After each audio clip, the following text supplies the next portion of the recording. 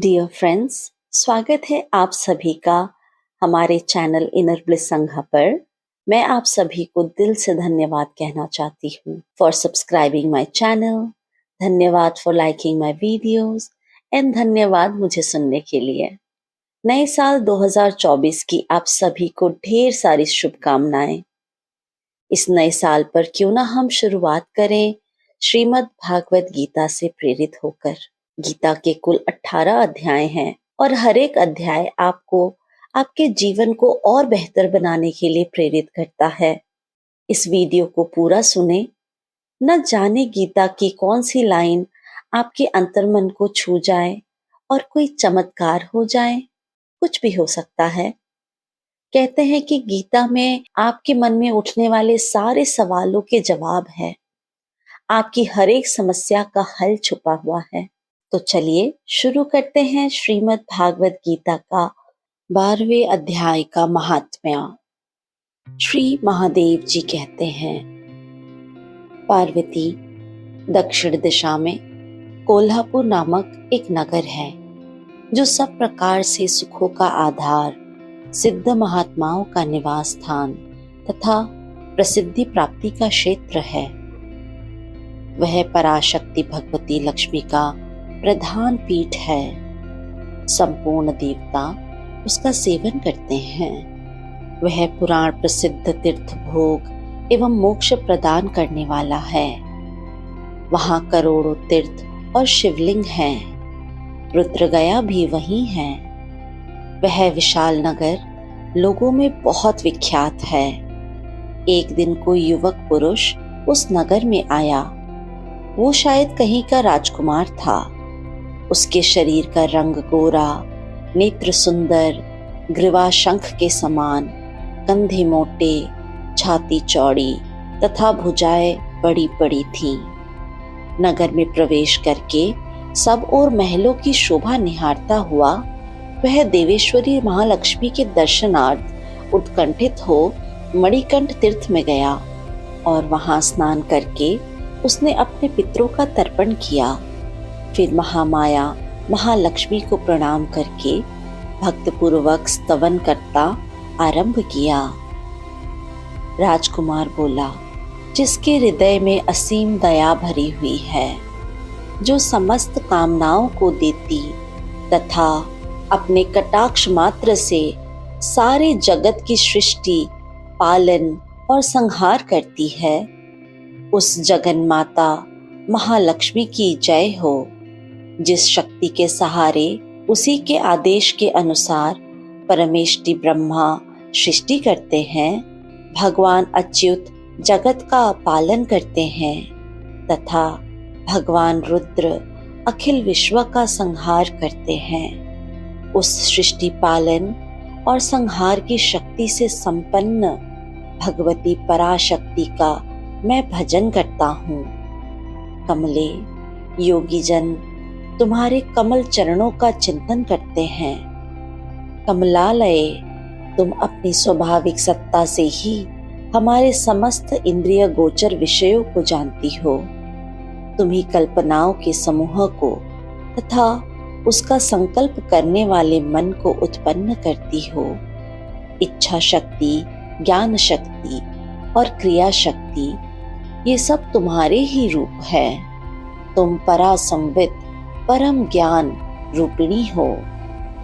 तुम्हारा स्वरूप निष्कल, निर्मल, नित्य, निराकार, निरंज, अंतरहित, आतंक शून्य, आलंबहीन तथा निरामय है।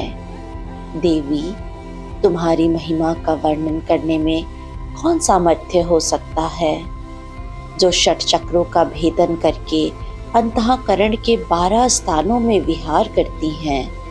अनाहत, ध्वनि, बिंदु, नाद और कला, ये जिनके स्वरूप हैं, उस माता महालक्ष्मी को मैं प्रणाम करता हूँ। माता, तुम अपने मुख रूपी पूर्ण चंद्रमा से प्रकट होने वाली अमृत राशि को बहाया करती हो। तुम ही परा, पश्यंती, मध्यमा और बैखरी नामक वाणी हो। मैं तुम्हें नमस्कार करता हूँ। देवी, तुम जगत की रक्षा के लिए अनेक रूप धारण किया करती हो।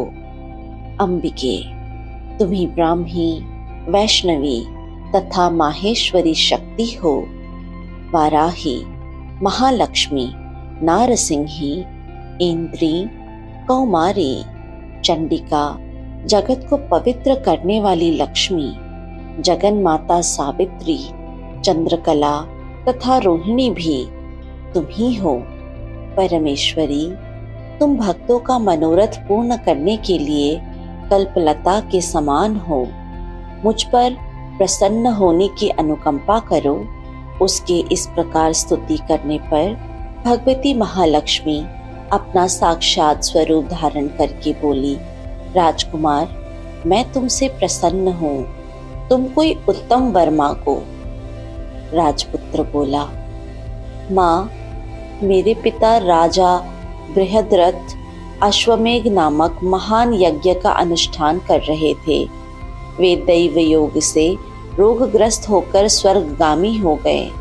इसी बीच में यूप में बंधे हुए मेरे यज्ञ संबंधी घोड़े को, जो समूची पृथ्वी की परिक्रमा करके लौटा था, किसी ने रात्रि में बंधन काटकर कहीं अन्यत्र पहुंचा दिया। उसकी खोज में मैंने कुछ लोगों को भेजा था, किंतु वे कहीं भी उसका पता ना पाकर जब खाली हाथ लौट आए, तब मैं सब ऋत्विजों से आज्ञा लेकर तुम्हारी शरण में आया हूँ। देवी, यदि तुम मुझ पर प्रसन्न हो तो मेरे यज्ञ का घोड़ा मुझे मिल जाए, जिससे यज्ञ पूर्ण हो सके। तभी मैं अपने पिता महाराज का ऋण उतार सकूंगा। शरणागतों पर दया करने वाली जग जननी लक्ष्मी, जिससे मेरा यज्ञ पूर्ण हो, वह उपाय करो। भगवती लक्ष्मी ने कहा, राजकुमार, मेरे मंदिर के दरवाजे पर एक ब्राह्मण रहते हैं, जो लोगों में सिद्ध समाधि के नाम से विख्यात हैं। वे मेरी आज्ञा से तुम्हारा सब काम पूरा कर देंगे। महालक्ष्मी के इस प्रकार कहने पर राजकुमार उस स्थान पर आए जहां सिद्ध समाधि रहते थे। उनके चरणों में प्रणाम करके राजकुमार चुपचाप हाथ जोड़ खड़े हो गए। तब ब्राह्मण ने कहा, तुम्हें माताजी ने यहाँ भेजा है।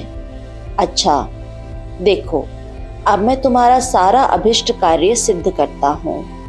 यों कहकर मंत्रवेत्ता ब्राह्मण ने सब देवताओं को वहीं खींचा। राजकुमार ने देखा, उस समय सब देवता हाथ जोड़े थरथर कांपते हुए वहां उपस्थित हो गए।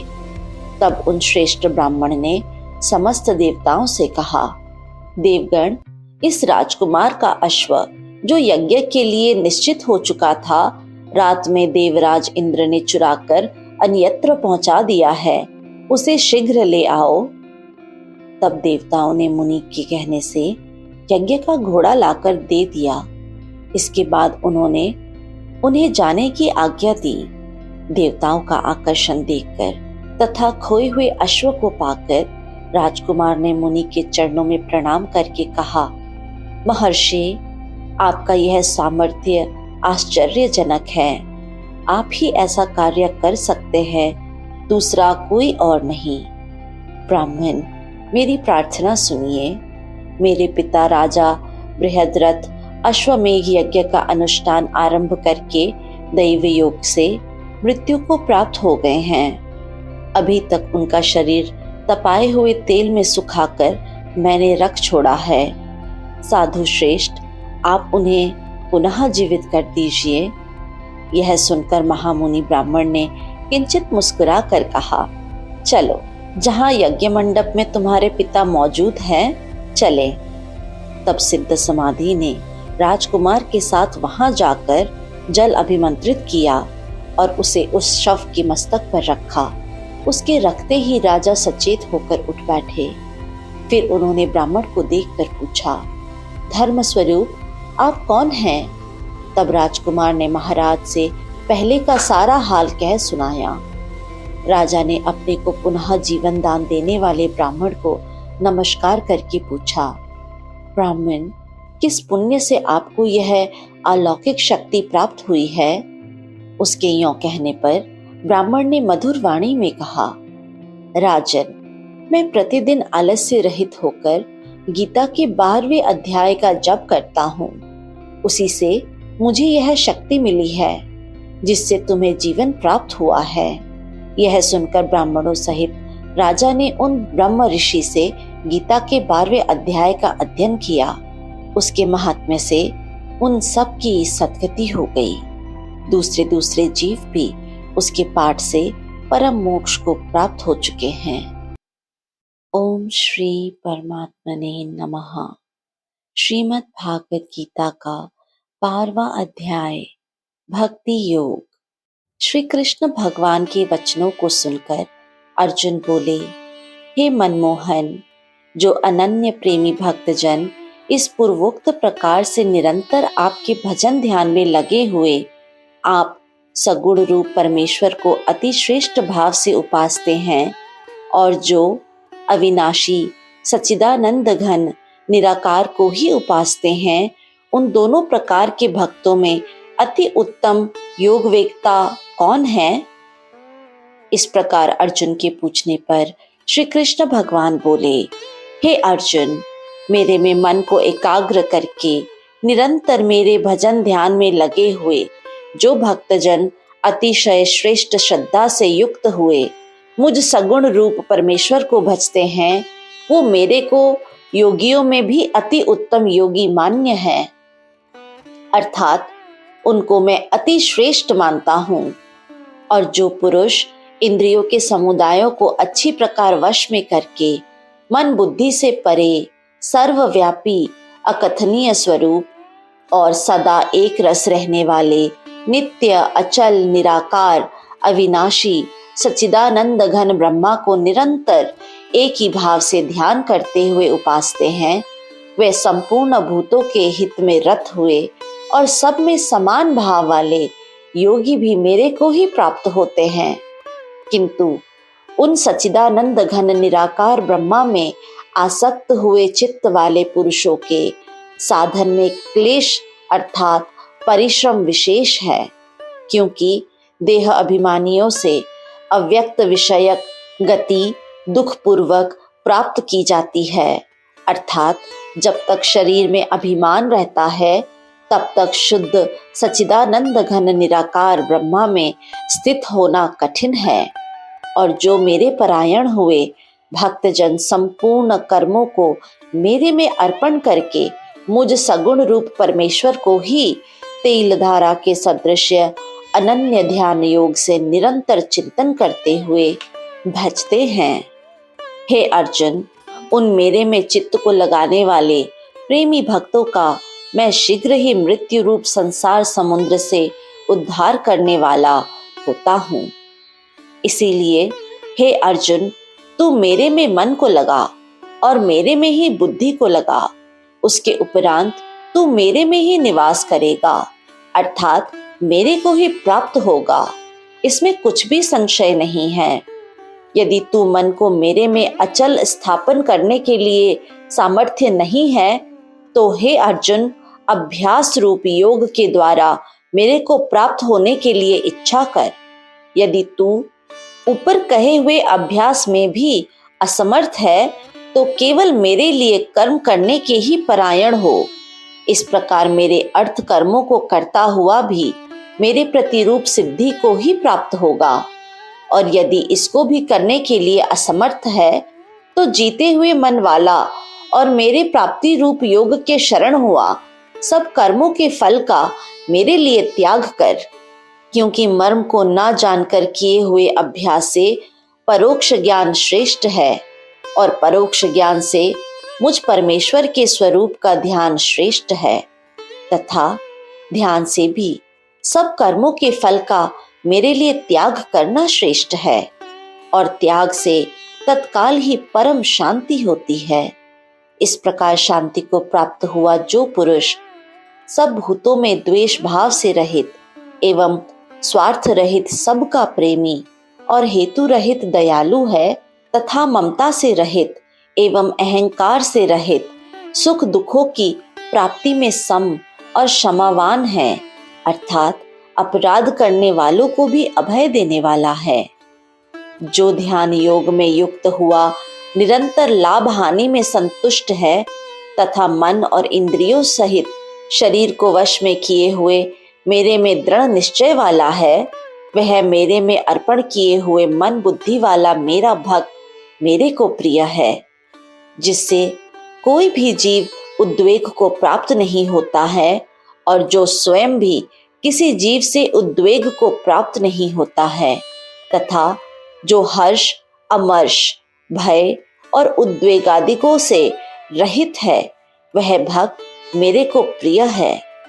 जो पुरुष आकांक्षा से रहित तथा बाहर भीतर से शुद्ध और चतुर है, अर्थात जिस काम के लिए आया था उसको पूरा कर चुका है एवं पक्षपात से रहित और दुखों से छूटा हुआ है, वह सर्व आरंभों का त्यागी, अर्थात मन, वाणी और शरीर द्वारा प्रारब्ध से होने वाले संपूर्ण स्वाभाविक कर्मों में कर्तापन के अभिमान का त्यागी मेरा भक्त मेरे को प्रिय है। जो न कभी हर्षित होता है, न द्वेष करता है, न शोच करता है, न कामना करता है, तथा जो शुभ और अशुभ संपूर्ण कर्मों के फल का त्यागी है, वह भक्ति युक्त पुरुष मेरे को प्रिय है। जो पुरुष शत्रु मित्र में और मान अपमान में सम है तथा सर्दी गर्मी और सुख दुख आदि द्वंद्वों में सम है और सब संसार में आसक्ति से रहित है, तथा जो निंदा स्तुति को समान समझने वाला और मननशील है, अर्थात ईश्वर के स्वरूप का निरंतर मनन करने वाला है, एवं जिस किस प्रकार से भी शरीर का निर्वाह होने में सदा ही संतुष्ट है और रहने के स्थान में ममता से रहित है, वह स्थिर बुद्धि वाला भक्तिमान पुरुष मेरे को प्रिय है। और जो मेरे परायण हुए, अर्थात मेरे को परम आश्रय और परम गति एवं सबका आत्मरूप और सबसे परे परम पूज्य समझकर विशुद्ध प्रेम से मेरी प्राप्ति के लिए तत्पर हुए श्रद्धा युक्त पुरुष इस ऊपर कहे हुए धर्ममय अमृत को निष्काम भाव से सेवन करते हैं, वे भक्त मेरे को अतिशय प्रिय हैं। श्रीमद् भगवत गीता का 12वां अध्याय भक्ति योग संपूर्ण। इस ऑडियो वीडियो को सुनने के लिए आप सभी का बहुत बहुत धन्यवाद। श्री हरि आपका मार्गदर्शन करें और आपको सद्गति प्रदान करें।